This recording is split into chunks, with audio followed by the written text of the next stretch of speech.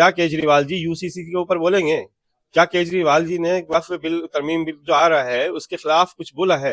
विधायक है अमानतुल्लाह खान, वो कह रहे हैं कि जब दिल्ली के अंदर हिंसा भड़की तो असदुद्दीन ओवैसी हैदराबाद से नहीं आए थे, मैं ही खड़ा था। असदुद्दीन असदुद्दीन वैसी तो हैदराबाद में थे, लेकिन आपकी केजरीवाल जी तो दिल्ली में थे, वो घर में से नहीं निकले थे। शिफाउर रहमान गवाह है, शिफाउर रहमान ने डंडे खाए थे रात को 10 बजे। शिफाउर में केजरीवाल के घर गए थे कि मुस्तफाबाद पे चाहिए, चांदबाग जाइए एम्बुलेंस और वहां के दंगे रुकवाइए। रात को 3:30 बजे हम पे डंडे बरसा के, हम पे पानी की बौछार करवा के हमें वहां से भगा के चौकी में पूरे दिन बंद रखा था। ये इलेक्शन मैं नहीं लड़ रहा, ये इलेक्शन जनता लड़ रही है, ओखला की आवाम लड़ रही है, हिंदुस्तान की आवाम लड़ रही है। इसका डर दिखा के, बीजेपी का डर दिखा के हमसे कब तक वोट मांगते रहेंगे, कब तक वोटों की ठगी करते रहेंगे? मैं जनता से अपील करूंगा कि हक के लिए, सही के लिए वोट करें, गलत वोट कास्ट ना करें। जो आपके लिए हक की लड़ाई लड़ सकता हो उसको आप वोट करें। 8 साल से जेल में हूं, मैं क्या कर सकता हूं? अभी हमारे साथ मौजूद है ओखला से प्रत्याशी शिफाउर रहमान। कस्टडी पैरोल पे आप चुनाव प्रचार कर रहे हैं, क्या लगता है कि ये चुनाव आपके लिए कितना टफ होने जा रहा है? सबसे पहले तो मैं मीडिया का और जो हमारे साथ प्रशासन आया हुआ है कस्टडी में, उसका शुक्रिया अदा करता हूँ। उसके बाद मैं शुक्रगुजार हूँ बाबा भीमराव अम्बेडकर साहब का, कि जिन्होंने इतना खूबसूरत आइन बनाया, इस जमहूरियत में सबको हक दिया है इलेक्शन लड़ने का, चाहे कस्टडी में है या बाहर है, अंदर है, ये हक मिला है हमें इलेक्शन लड़ने का, जिसकी वजह से मैं आप लोग के बीच में हूँ। ये एक आइन, कॉन्स्टिट्यूशन और संविधान का ही वजह है जो इस आज मैं आप इलेक्शन लड़ रहा हूँ। और शुक्रगुजार हूँ मैं असदुद्दीन ओवैसी साहब का भी, कि जिन्होंने मुझे इस लायक समझा कि मैं यहाँ इलेक्शन कॉन्टेस्ट कर रहा हूँ। आप इस चुनाव में, चूंकि कस्टडी पैरोल में चुनाव प्रचार कर रहे हैं, आप इस चुनाव में अपने आप को कहां पर देख रहे हैं? कितना टफ हो रहा है ये आप चुनाव? इलेक्शन टफ, मैं टफ या आसान नहीं समझता, क्योंकि इलेक्शन मैं नहीं लड़ रहा, ये इलेक्शन जनता लड़ रही है, ओखला की आवाम लड़ रही है, हिंदुस्तान की आवाम लड़ रही है।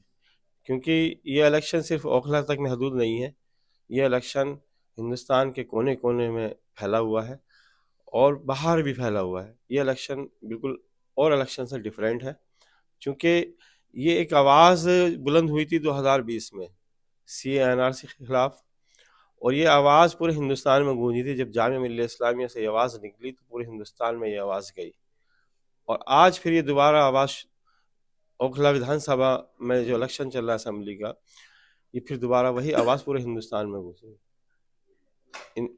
जो भी फैसला होगा वो आवाम करेंगे और अच्छा फैसला करेंगे। क्या लगता है जो आंदोलन हुआ जामिया नगर की सरजमी पे, चाहे वो शाहीन बाग का आंदोलन हो या फिर जामिया मिल्लिया इस्लामिया का आंदोलन हो, तो क्या लगता है वो आंदोलन भी इस चुनाव में कोई मुद्दा बन रहा है? नहीं, आंदोलन मुद्दा नहीं है, आंदोलन से मुतालिक कोई बात नहीं है, लेकिन हमने जो भी काम किया है, कोई अपन हमने कौम या मिल्लत पे कोई एहसान नहीं किया है। ये हमारा फ़र्ज़ था, और ये हर उस शख्स का फ़र्ज़ है जो गलत को, मतलब हक के लिए लड़े। अगर गलत हो रहा है उसके लिए लड़े। अगर गवर्नमेंट गलत कर रही है या गवर्नमेंट कुछ गलत आर्टिकल 14 का उल्लंघन किया है, तो हमने उसके लिए प्रोटेस्ट किया था। बाकी कुछ नहीं है, ठीक है जो हो रहा है, इससे ज़्यादा मुताल्लिक़ मैं ज़्यादा बात भी नहीं करना चाहता।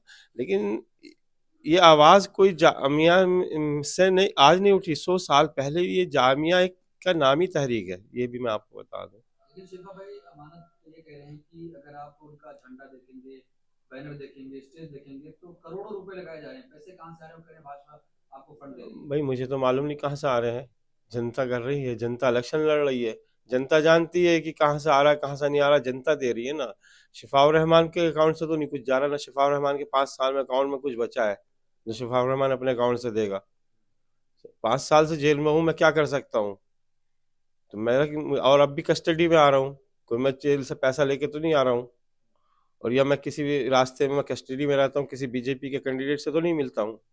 अगर कोई कह रहा है, कोई इल्जामात होते हैं पार्टी के हैं, उनकी पार्टी क्या करती है? सबसे बड़ी बी टीम ए टीम, मैं तो उसको केजरीवाल को A+ टीम मानता हूँ, A++ देंगे उसको रैंक अगर दी जाएगी तो, क्योंकि उन्होंने 4 स्टेट में इलेक्शन हरवाया है। केजरीवाल जी ने तो 4 स्टेट में कांग्रेस को इलेक्शन हरवाया, तो वो बीजेपी की A टीम है या B टीम है, ये मालूम करना, ये जरूर मालूम कीजिएगा। कभी आपका मीडिया से मुतालिक कभी बात हो तो ये जरूर मालूम कीजिए कि आप जो 4 स्टेटों, हम तो 2 सीटों पर इलेक्शन लड़ रहे हैं, हम तो 68 सीटें तो फ्री हैं, 68 सीटों पर इलेक्शन जीत लो ना, 2 सीट हमारे लिए छोड़ दो।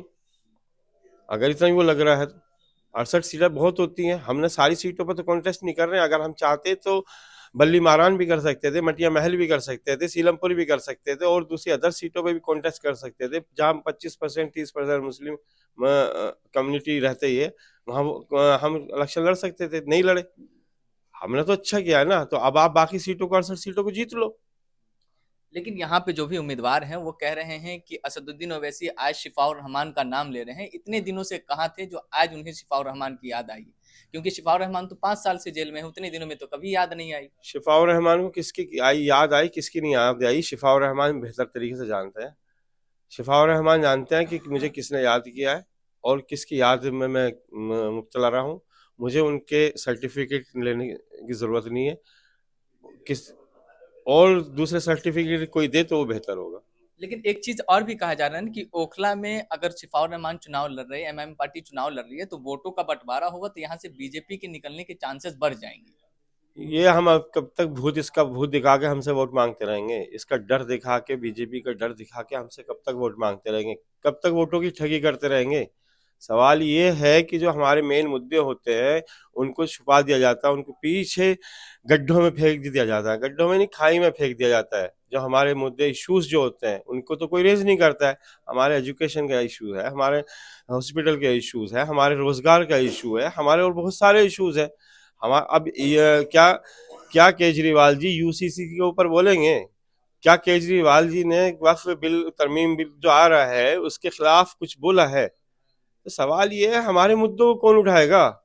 अगर हमारे मुद्दों को ये उठाएंगे तो हमें जरूरत क्या है फिर नेता बनने की, लीडर बनने की? हम अपने परिवार में नहीं खुश हैं।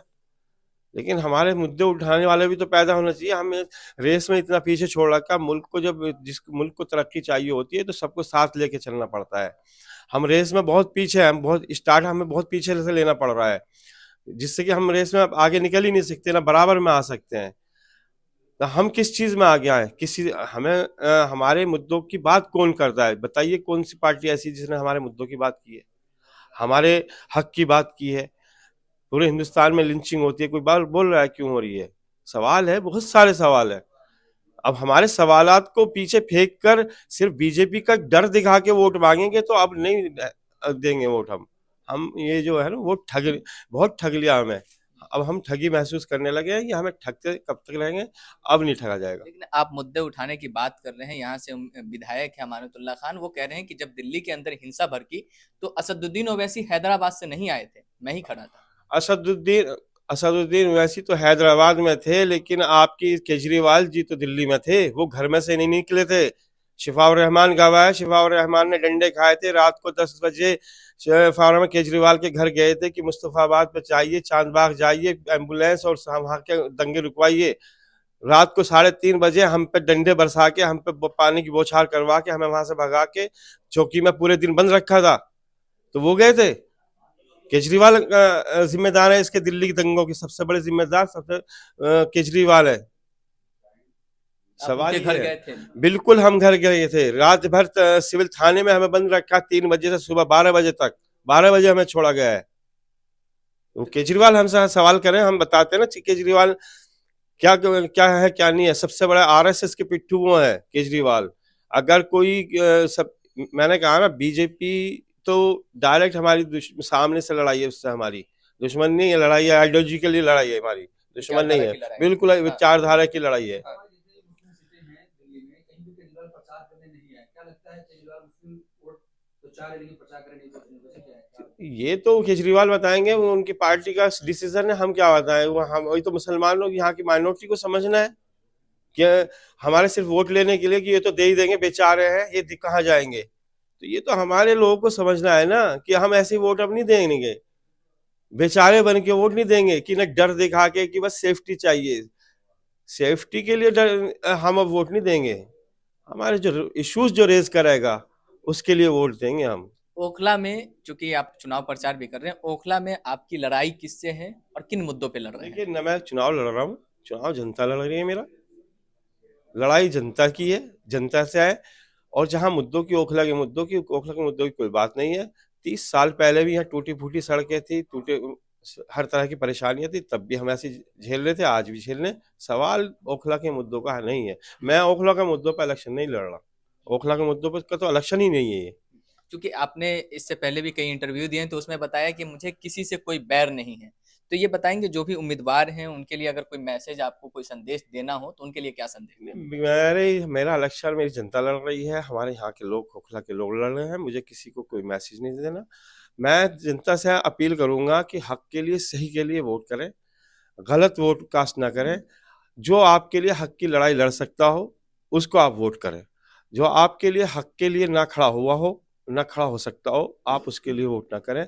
जो वाकई आपके आप समझते हैं, और हाँ, ओखला की आवाम बहुत मैच्योर है, बहुत समझदार है, बहुत अच्छे से वोट करना जानती है, वो बहुत अच्छा फैसला लेगी ओखला की आवाम। तो मौजूदा विधायक हैं वो कह रहे हैं कि मैं भी कौम के लिए जेल में गया, 42 एफआईआर मेरे ऊपर हुई है, क्या कहेंगे? अब हुई होंगी तो मैं कब मना कर रहे हैं भाई, गए होंगे भाई, 10 साल विधायक रहे हैं, 10 साल कौम के लिए तो यहाँ विधायक वोट दिया है ना, 10 साल, तो मैं कब मना कर रहा हूँ। सबकी अपनी अपनी सोच है, मेरी अपनी सोच है, उनकी अपनी सोच है, तो मैं उनके मेरा इलेक्शन नहीं है ये। मेरा ओखला के मतलब ये कंटेस्ट ओखला के कैंडिडेट से नहीं है। आवाम तय करेगी कि ये इलेक्शन किस लिए लड़ा जा रहा है, आवाम जानती है। आवाम को लगा मैं गलत हूं तो नहीं, मुझे वोट नहीं करेंगे। आवाम को लगेगा सही वोट करा, सही करेंगे।